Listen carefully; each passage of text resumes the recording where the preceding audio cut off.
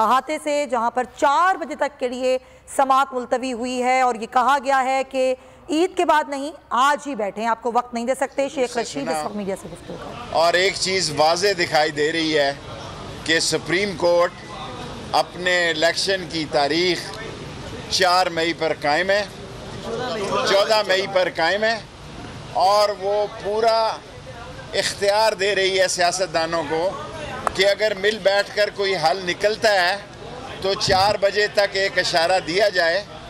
मैंने supreme court से गुजारिश की, जनाब सारी कौम सुप्रीम कोर्ट के पीछे खड़ी है, लेकिन मुज़ाकरात इतने लंबे ना हो कि छोटी ईद और बड़ी ईद इकट्ठी हो जाए। और आज मैं समझता हूँ कि पीपल्स पार्टी का भी, नून लीग का भी और दूसरी जमातों का भी, जमात इस्लामी का, पीटीआई का रोल बड़ा वाज़े था। और पीटीआई का ये कहना कि आइन जो है वो 90 दिन का पाबंद करता है और 90 दिन से आगे किसी को आइन को पामाल करने की इजाज़त नहीं होनी चाहिए। लेकिन अगर कोई हल निकालती है सुप्रीम कोर्ट तो हम उसके पीछे खड़े हैं।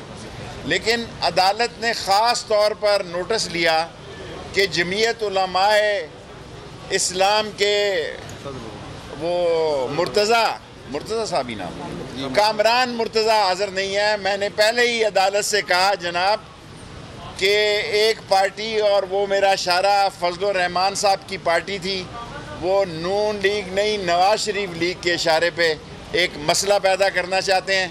लेकिन 4 बजे दोबारा आएंगे और सारी कौम सुप्रीम कोर्ट को खराज तहसीन पेश करती है कि जो काम सियासतदानों का था वो भी आज सुप्रीम कोर्ट कर रही है। और इंशाअल्लाह सुप्रीम कोर्ट ने एक वाज़े कहा चीफ जस्टिस ने उठते हुए, आइन कानून पर हर सूरत में अमल दरामद होगा और किसी सूरत में भी आइन और कानून से पीछे नहीं हटा जाए। शेख रशीद साहब, आपकी भी जमात है, आपका मौक़िफ़ क्या है? और दूसरा, छोटी बड़ी ईद का एक साथ होना। देखें, मुज़ाकरात इतने लंबे ना हो, हफ्ते 4 दिन क्यों, 5 दिन। अव्वल तो 4 बजे ही कट्टी कट्टा निकल आएगा।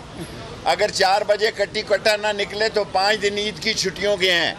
लेकिन सुप्रीम कोर्ट डिटरमिन है कि उसने इलेक्शन कराने हैं। सुप्रीम कोर्ट जीतेगी, सुप्रीम कोर्ट जीतेगी, सुप्रीम कोर्ट जीतेगी, और सारी कौम सुप्रीम कोर्ट के पीछे खड़ी है।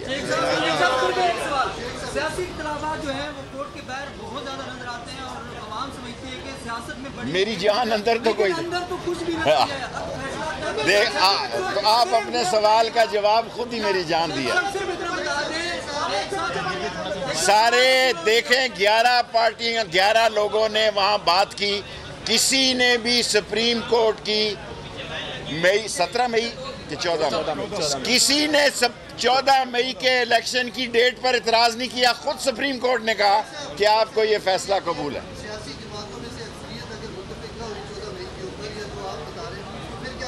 सर ये तो मुझे नहीं पता, सुप्रीम कोर्ट ही करेगी।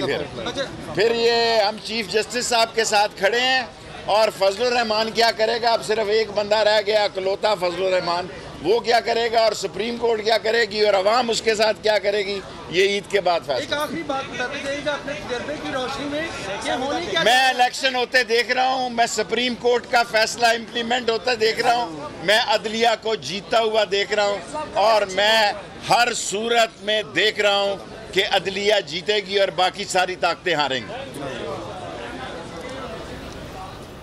शेख रशीद अहमद गुफ्तगू कर रहे थे। उन्होंने कहा कि चीफ जस्टिस ने ये वाज़े किया है कि आइन पर हर सूरत अमल होगा। मैं अदालत को जीतते हुए